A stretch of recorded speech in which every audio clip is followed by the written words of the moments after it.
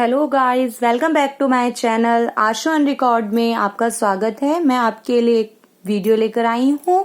Canada में सम्राट और प्रधानमंत्री की शक्तियां, कार्यों एवं स्थितियों की चर्चा।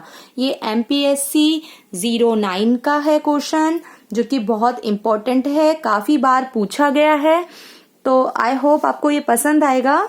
तो प्लीज आज ये स्टार्ट करते हैं वीडियो।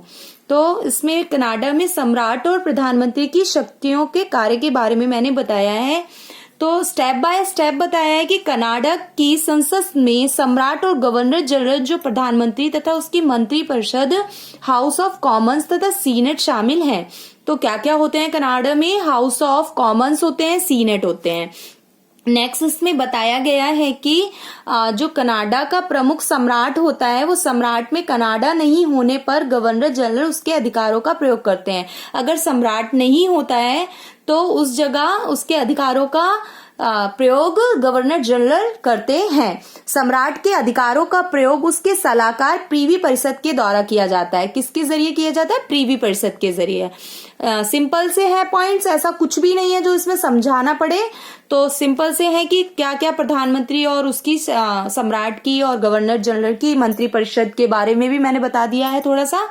तो है फिफ्थ पॉइंट हमारा है विधायिका जो को सरकार द्वारा प्रस्तावित नीतियों की जांच करने तथा उन पर बहस करने का अधिकार है। किसको है? विधायिका को।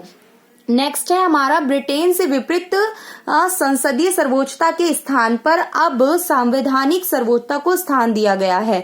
तो कनाडा में संसदीय सर्वोच्चता को थोड़ा सा कम करके संवैधानिक सर्वोच्चता पर ज्यादा ध्यान दिया है। अब यहाँ पर गवर्नर जनरल के क्या क्या मतलब क्या क्या उसके वो है, गवर्नर जनरल के क्या क्या पावर है उसके बारे में मैं बताऊंगी। कनाडा में शासन करने वाला सम्राट क्राउन कहलाता है। क्राउन कहलाता है जो सम्राट, जो राजा होता है वहां पर। कनाडा में सम्राट स्थायी रूप से नहीं रहता है, अतः एक प्रतिनिधि गवर्नर जनरल क्राउन के द्वारा नियुक्त किया जाता है। कनाडा में राजशाही संपर्क कभी समाप्त नहीं हुआ। ब्रिटेन की रानी कनाडा की सम्राट बनी रहती हैं और रानी के द्वारा कनाडा के प्रधानमंत्री तथा मंत्री परिषद का चुनाव होता है। नेक्स्ट है कि इसकी सिफारिश से गवर्नर जनरल को नियुक्त किया जाता है। नेक्स्ट पॉइंट है गवर्नर जनरल उद्घाटन में सिंहासन से भाषण करने की प्रमुख भूमिका निभाता है। यह भाषण तत्कालीन सरकार द्वारा लिखा जाता है। गवर्नर जनरल जो होते हैं वो हाउस ऑफ कॉमन्स में बहुमत वाले दल के नेता को सरकार बनाने के लिए आमंत्रित करते हैं और सरकार को निलंबित करने का अधिकार भी गवर्नर जनरल का ही है। तो ये गवर्नर जनरल के अधिकार हैं और कार्य हैं जो कि मैंने बताया है। मंत्रियों को परामर्श देने का गवर्नर जनरल के पास ही अनौपचारिक अधिकार है। गवर्नर जनरल राज्य में संबंधित विषयों पर वार्ता करने के लिए प्रधानमंत्री से नियमित रूप से बैठक करता है। तो ये सारे कार्य हैं किसके? गवर्नर जनरल के। अब हम पढ़ेंगे प्रधानमंत्री तथा मंत्री परिषद के। तो मंत्री परिषद के क्या क्या कार्य होते हैं? मंत्री परिषद जो होता है गवर्नर जनरल को सलाह देने की अपेक्षा प्रीवी परिषद की एक समिति के रूप में कार्य करता है। तो ये मंत्री परिषद गवर्नर जनरल को सलाह भी देता है और प्रीवी परिषद में काम भी करता है।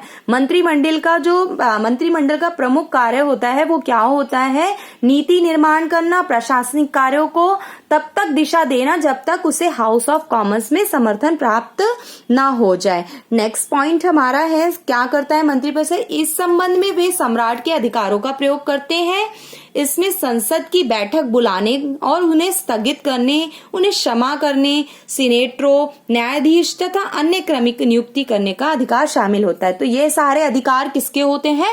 मंत्री परिषद, मंत्रिमंडल के। अब आ गए हम प्रधानमंत्री के बारे में पढ़ेंगे कि प्रधानमंत्री के क्या क्या कार्य हैं। कनाडा में प्रधानमंत्री सरकार का मुखिया होता है। आमतौर पर गवर्नर जनरल चुनावों के बाद हाउस ऑफ कॉमन्स में बहुमत दल के नेता को प्रधानमंत्री बनने तथा सरकार के लिए आमंत्रित करता है। तो प्रधानमंत्री सरकार का क्या होता है? मुखिया होता है। प्रधानमंत्री एक सम्मान धारण करता है तथा मंत्री परिषद के मंत्रियों का चयन भी करता है। तो मंत्री परिषद का चयन कौन करता है? प्रधानमंत्री। नेक्स्ट है मंत्री परिषद का प्रमुख कार्य नीति निर्माण करना तथा प्रशासनिक कार्यों को तब तक दिशा, ये वही वाला पॉइंट है, तो आप इसको हाइड कर देंगे। नेक्स्ट है विदेशी मामलों का सामान्य संचालन, जिसमें युद्ध की घोषणा करना या संधि करने के लिए संसद में विधायन की जरूरत होती है। प्रधानमंत्री और उसके मंत्रिमंडल निर्णय करते हैं किन समस्याओं का समाधान करना है, वे स्थितियों के सामान्य दबावों को देखते हैं और नई नीतियों के दिशा निर्देश तय करते हैं। तो ये सारे कार्य किसके थे? प्रधानमंत्री के। आई होप आपको मेरी वीडियो पसंद आई होगी। प्लीज ज्यादा से ज्यादा लाइक करें, शेयर करें, कमेंट करें और इसको वॉचिंग करें please. Thank you for watching.